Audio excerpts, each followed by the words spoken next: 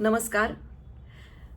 आपल्या सगळ्यांना गुढीपाडव्याच्या आणि मराठी नूतन वर्षाच्या खूप खूप शुभेच्छा. भारतीय पंचांगातला आजचा हा वर्षारंभाचा दिवस. गुढीपाडवा मुहूर्त उत्तम वर्षारंभाचा, शुद्ध प्रतिपदा नाम जयाचे महिना चैत्राचा. शुद्ध प्रतिपदा, प्रतिपद म्हणजेच प्रत्येक पाऊल शुद्ध पद्धतीनं, विचारानं, विवेकानं पुढे टाकण्याचा संदेश देणारा असा हा गुढीपाडव्याचा दिवस.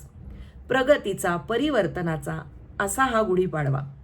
जसं वर्ष बदलतं, महिना बदलतो, तसं निसर्गामध्येही या काळात खूप छान बदल होत असतात. एकतर वसंत ऋतूला सुरुवात झालेली असते, त्यामुळे निसर्गात रंगगंधाची अगदी चढाओढ सुरू असते.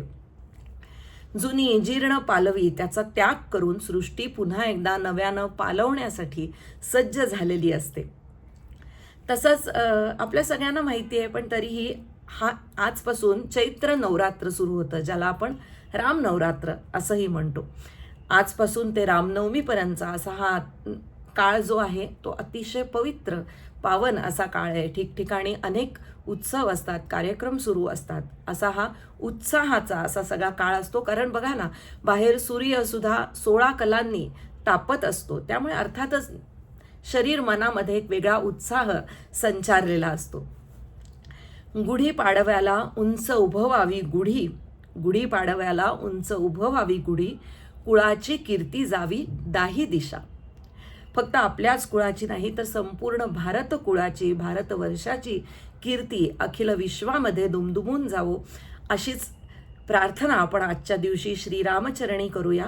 तसंच सध्या जी काही युद्धजन्य परिस्थिती आहे, सगळीकडे जगामध्ये अस्थिरतेचं असं वातावरण आहे, ते लवकरच निवळावं आणि सगळीकडे छान सुख शांतता नांदावी, अशीही आपण परमेश्वराच्या चरणी प्रार्थना करूया. पुन्हा एकदा आपल्या सगळ्यांना पाडव्याच्या या 3.5 मुहूर्तापैकी एक महत्त्वाचा असा गुढीपाडवा याच्या खूप खूप शुभेच्छा देते.